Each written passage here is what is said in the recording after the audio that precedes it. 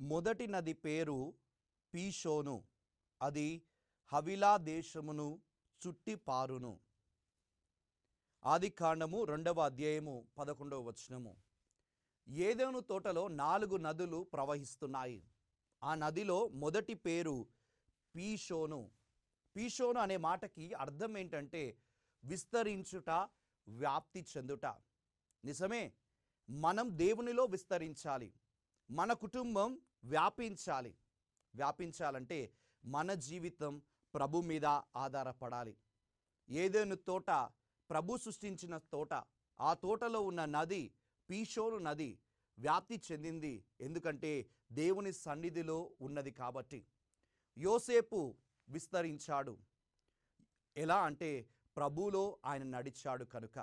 మన జీవితం కూడా ప్రభువులో నడిస్తే విస్తరిస్తుంది. ఈ పీషోను నదిలాగా మన జీవితం వ్యాప్తి చెందాలని, విస్తరించాలని ప్రభువును వేడుకుందాం.